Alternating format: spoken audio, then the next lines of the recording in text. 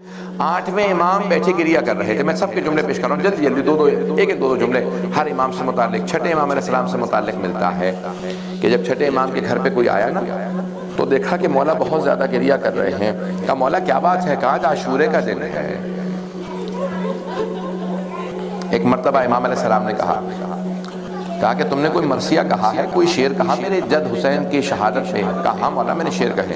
کہا ذرا سناؤ.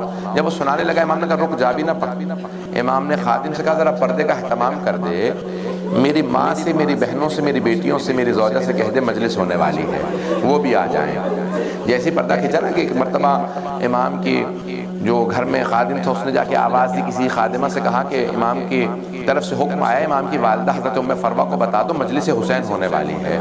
جیسے پردہ کھینچا امام کی والدہ آ کے بیٹھ گئیں، امام کی بہنیں آئیں، امام کی بیٹیاں بھی آ گئیں، امام کی زوجہ بھی آ گئی، سب آ کے بیٹھ گئے. وہ جو شاعر تھا نا وہ امام کی والدہ کے خاندان سے تھا، حضرت ام فروہ کے خاندان سے تھا.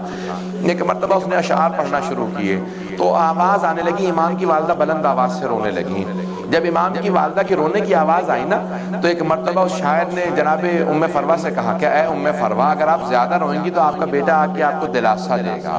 وہ کیونکہ امام کی والدہ کے خاندان سے تھا، بھانجا تھا ظاہراً، تو اس نے کہا اے بی بی ام فروہ اگر آپ زیادہ روئیں گی نا تو آپ کا بیٹا امام صادق آپ کو آ کے دلاسا دے گا، گلے سے لگائے گا، آپ کے آنسوؤں کو صاف کرے گا، اگر آپ بے ہوش ہو کے گر گئی تو پانی پلائے گا. لیکن ام فروہ جب آپ کی پھپھیاں روتی تھیں انہیں شمر تازیانے مارتا تھا، انہیں پانی نہیں دیا جاتا تھا. ایک مرتبہ امام نے کہا الباب الباب دروازہ بند کر دو. سارے مدینے والے دروازے پہ آ کے جمع ہو گئے تھے. امام نے کہا دروازہ بند کر دو. کسی نے پوچھا مولا دروازہ کیوں بند کر دے گا؟ میرا بیٹا بے ہوش ہو کے گر گیا ہے. میرے جد حسین کی مجلس میں میرا بیٹا موسیٰ کاظم بے ہوش ہو کے گر گیا ہے. دیکھا تو امام نے نام نہیں لیا، امام نے کہا میرا بیٹا بے ہوش ہو کے گر گیا. دیکھا تو امام کے صاحبزادے امام موسیٰ کاظم بے ہوش تھے. کہا کیا بات ہے؟ کہ میں اپنے جد کے مصائب کو برداشت نہیں کر پاتا. بس میں جب آپ روتے ہیں تو کوئی پابندی تو نہیں نا آپ کے رونے پہ، آپ کو کوئی روکتا تو نہیں ہے کہ مت گریہ کیجئے گا. امام رضا کے چند جملے پیش کروں گا. امام رضا بھی بیٹھے تھے. ایک مرتبہ ریان ابن شبیب امام کے صحابی ہیں آئے. کہا پوچھا مولا کیا بات ہے؟ اتنے افسردہ کیوں ہیں؟ آنکھوں میں اتنے آنسو کیوں ہیں؟ مولا آپ کی پوری ریش مبارک تر ہو گئی ہے. امام نے کہا یہ ابن شبیب شبیب کے بیٹے تمہیں نہیں پتا آج عاشورے کا دن ہے. کہا مولا حکومت اعلان نہیں کرتی ہے، کوئی غم کا اعلان نہیں ہوتا. کہا نہیں آج عاشورے کا دن ہے. کہا مولا ذرا اپنے جد کی کوئی مسائل تو سنائیں. امام نے کہا انہو ذبح کالکبش، ان کو ایسے ذبح کیا گیا جیسے گوزفند کو ذبح کیا جاتا ہے، جیسے ایک بھیڑ کو ذبح کیا جاتا ہے. یہ روایت بڑی مستند روایت ہے، اس میں کوئی بھی شک نہیں کہ امام نے فرمایا ہے. علماء نے بڑی بحث کی امام نے کیوں کہا ایسے ذبح کیا جیسے گوزفند کو ذبح کرتے ہیں. آپ نے دیکھا ایک بھیڑ کو جب ذبح کرنے لگتے ہیں تو اس کے ہاتھ پاؤں باندھ دیے جاتے ہیں. امام حسین کے ہاتھ پاؤں باندھے نہیں گئے تھے. پھر امام نے کیوں شبیہ دی ہے؟ پھر دیکھیں جب رسول خدا نے کہا نا علی اسد اللہ، علی شیر خدا ہے، تو وجہ شباہت جو ہے وہ شجاعت ہے. یہاں پہ بھیڑ سے کیوں تشبیہ دی ہے؟ اس پہ بڑی بحث ہے کہ جیسے بھیڑ کو ذبح کیا جاتا ہے ویسے ذبح کیا گیا امام حسین کو. بھئی امام حسین کے ہاتھ پاؤں باندھے نہیں گئے تھے، کیوں امام رضا نے تشبیہ دی؟ جب بھیڑ کو ذبح کیا جاتا ہے نا تو اسے پہلے پانی پلا دیا جاتا ہے. امام حسین کو پانی نہیں پلایا گیا تھا. پھر کیوں کہا امام رضا نے جیسے ایک بھیڑ کو ذبح کیا جاتا ہے؟ کہتے ہیں جب ایک بھیڑ کو ذبح کرنے لگتے ہیں نا تو اسے دوسری بھیڑوں سے چھپا دیا جاتا ہے، چھپا کے ذبح کیا جاتا ہے. امام حسین کو چھپا کے ذبح نہیں کیا گیا تھا. بہن 70 قدم کے فاصلے پہ کھڑی دیکھ رہی تھی. پھر کیوں کہا امام رضا نے ایسے جیسے گوزفند کو ذبح کیا جاتا ہے؟ مولا کیوں کہا؟ تو علماء کہتے ہیں بس ایک ہی وجہ ہے جو امام رضا نے کہی. جب کوئی ایک بھیڑ کو ذبح کرنے لگتا ہے نا تو کوئی روکنے والا نہیں ہوتا. کوئی نہیں کہتا مت مارو اس بھیڑ کو، مت ذبح کرو، ارے تم بھیڑ کو ذبح کیوں کر رہے ہو؟ کوئی نہیں کہتا بھیڑ کو ذبح مت کرو. امام رضا کہتے ہیں جیسے ایک بھیڑ کو ذبح کیا جاتا ہے ہمارے جد کو ایسے ذبح کیا، کوئی روکنے والا نہیں تھا. مت مارو حسین کو، یہ زہرا کا لال ہے، یہ نواسہ رسول ہے. بس ایک بہن کھڑی تھی جناب زینب بار بار دامن پھیلا کے کہتی تھی اما فیکم مسلم، کہ تمہارے درمیان کوئی مسلمان نہیں، یہ تمہارے نبی کا نواسہ ہے. میری ماں نے چکیاں پیس کے پالا تھا. مت مارو حسین کو. اجرکم اللہ۔ امام رضا علیہ السلام فرماتے ہیں مجھے اپنے جد کا بہت زیادہ غم ہے، میری پھپھیاں کھڑی دیکھ رہی تھی۔ میں ایک سوال کروں اپنی ماؤں بہنوں سے، اگر آپ کے سامنے آپ کے بچے کو کوئی تماچا بھی مار دے آپ سے برداشت نہیں ہوگا؟ جناب زینب کی آنکھوں کے سامنے ایک مرتبہ شمر نے ہاتھ میں خنجر لیا، جب سر سے امامہ اتارا جناب زینب نے کہا بھیا، امام حسین نے کہا یا زینب ارجعی الی الفسطیٰ، زینب خیمے میں واپس چلی جاؤ، آپ سے برداشت نہیں ہوگا۔ لیکن جناب زینب نے رخ نہیں پھیرا۔ جب اس نے خنجر چلایا امام حسین نے کہا او شمر مجھے مت مار، میں تیرے نبی کا نواسا ہوں، میں زہرا کا لال ہوں، میں علی کا بیٹا ہوں۔ اس نے ایک مرتبہ سیدھا کیا، پھر سامنے سے گلا کاٹا۔ امام زمانہ کہتے میرا سلام ہو میرے جد حسین پہ، وَالشِّمْرُ جَالِسٌ عَلَىٰ صَدْرِهِ، جب شمر سینے پہ سوار تھا، آخذٌ بِلِحْيَتِهِ، ان کی داڑھی کو پکڑ رکھا تھا۔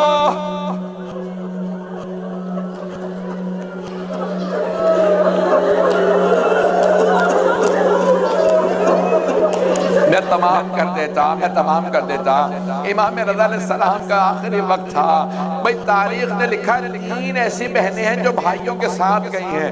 پہلی جناب کلثوم ہے جو جناب موسیٰ کے ساتھ گئی، دوسری جناب زینب جو امام حسین کے ساتھ گئی، تیسری بہن جناب معصومہ قم جو امام رضا کے ساتھ گئی۔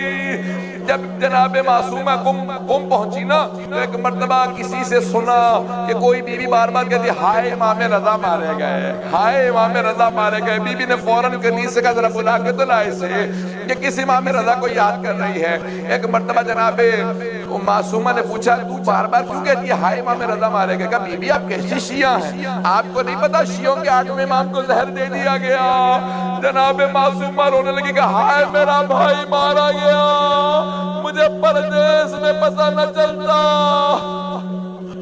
کسی بی بی کو پردیس میں نہ خبر ملے بھائی مارا گیا، لیکن میں ہاتھ جوڑ کے کہوں گا او بی بی معصومہ آپ ام میں تھی بھائی مشہد میں، لیکن جناب زینب دیکھ رہی تھی۔ الا لعنۃ اللہ علی القوم الظالمین وَسَيَعْلَمُ الَّذِينَ ظَلَمُوا أَيَّ مُنْقَلَبٍ يَنْقَلِبُونَ۔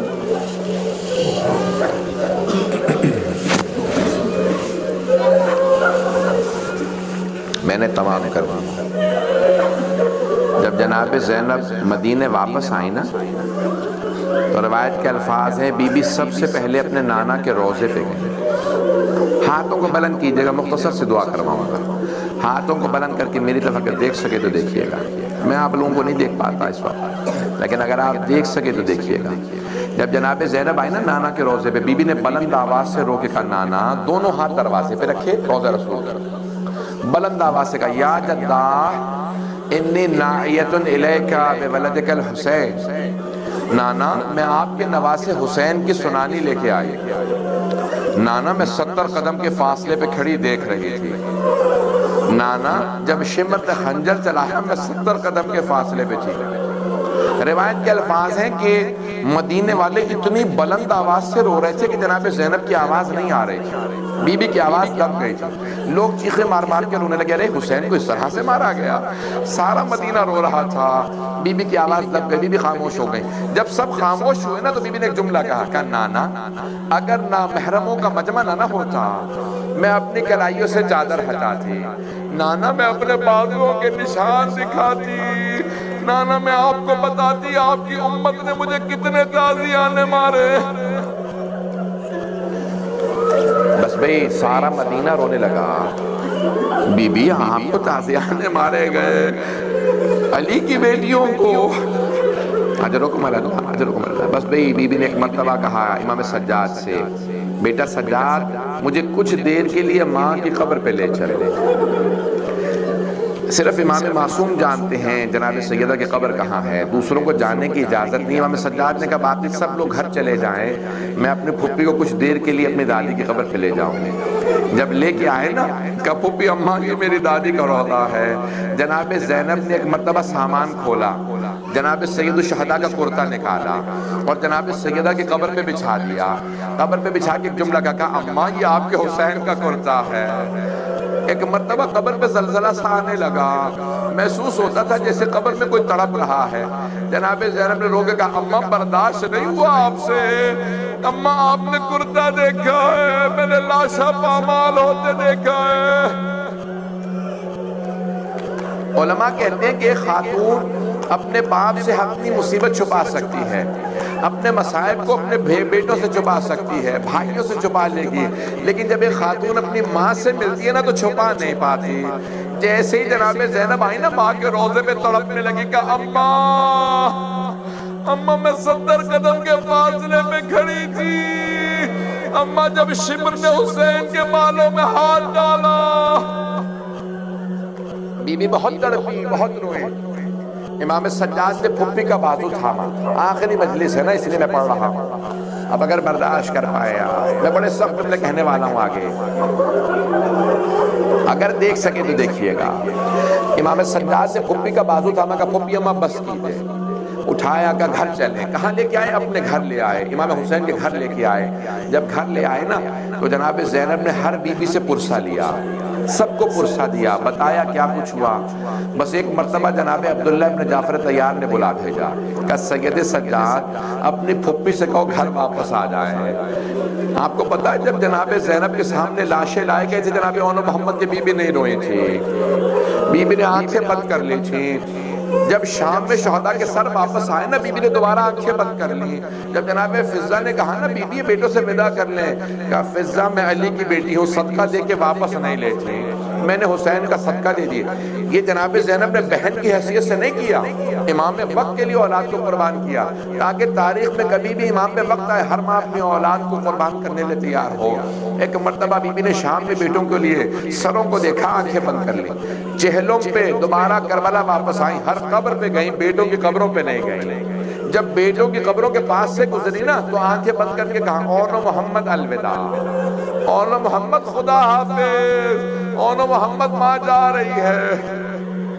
بی بی ایک مرتبہ مدینے واپس آئیں, نانا کے روضے پہ گئیں, بیٹوں کا کوئی تذکرہ نہیں کیا. ماں کی قبر پہ گئیں لیکن کہیں پہ بھی بیٹوں کا شکوہ نہیں کیا. بھائی کے گھر گئیں, بیٹوں کا ذکر نہیں کیا, لیکن آخر ماں تھیں, کب تک برداشت کرتے ہیں.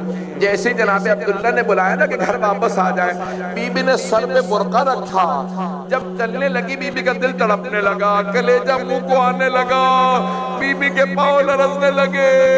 ایک مرتبہ تڑپتی ہوئی گھر پہنچی, جیسے ہی گھر میں آئی صحن میں 2 جانمازیں بچھی دیکھی, جانمازیں اٹھا کے سینے سے لگائی اور تڑپ کے رونے لگی کہ اون محمد میرا اس گھر میں دل نہیں لگتا, مجھے کوئی لے جائے, میں جینا نہیں چاہتی.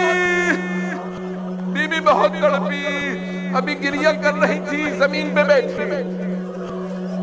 جناب عبداللہ ابن جعفر طیار گھر میں آ گئے, لیکن بی بی کو پہچان نہیں سکے. نہ جانے کیا بیت گئی جناب زینب پہ, جناب عبداللہ نے پہچانا نہیں یہ زینب ہے. ایک مرتبہ جناب زینب کو دیکھا, کہا بی بی کیا بات ہے, اب کیوں آئی ہیں ہمارے گھر میں, میری زوجہ گھر نہیں ہے, چلی جائیے. جناب زینب نے دونوں ہاتھ سر پہ رکھے. ایک مرتبہ بلند آواز سے لوگوں کہا عبداللہ پہچانا نہیں, عبداللہ میں زینب ہوں, ہم لٹ گئے, برباد ہو گئے, عبداللہ اون محمد مارے گئے. نہ جانے جناب عبداللہ نے کیا دیکھا, زمین پہ گر گئے. بوڑھے بھی تھے, بیمار بھی تھے. ایک مرتبہ ہمت کر کے پھر اٹھے, جب دوسری مرتبہ زمین پہ گرے نا جناب زینب سے رہا نہ گیا. پوچھا عبداللہ کیا بات ہے, بیٹوں کی شہادت برداشت نہیں ہو رہی. جناب عبداللہ نے دیکھا جناب زینب کے ہاتھ ابھی بھی سر پہ ہے. جناب عبداللہ نے کہا زینب وہ دونوں حسین پہ قربان, میں ہوتا میں بھی قربان ہو جاتا, مجھے بیٹوں پہ صبر آ گئے, لیکن زینب میرے ایک سوال کا جواب دیجئے. جناب زینب نے کہا عبداللہ کیا سوال ہے, کہا زینب یہ کلائیوں پہ نشان کیسے. ایک مرتبہ جناب زینب نے کہا عبداللہ ہاتھوں میں رسیاں, کوفہ و شام کے بازار, شرابی کا دربار, مجمع عام, علی کی بیٹیاں, ہاتھوں میں پتھر, باغیوں کے نعرے.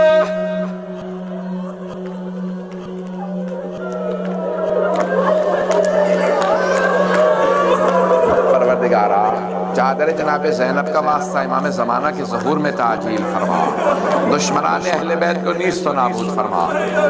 بس بھئی یہ دعا نہیں کرا پاؤں گا، اب نہ مجھ میں پڑھنے کی طاقت ہے نہ آپ میں سننے کی طاقت ہے، بس بے آپ میں سننے کی طاقت نہیں۔ میں ایک صرف سوال کروں آپ سے، آپ نے کبھی اپنے کسی قریبی رشتہ دار کو 1 یا 2 سال بعد دیکھنے کے بعد پہچاننے سے انکار کیا کبھی؟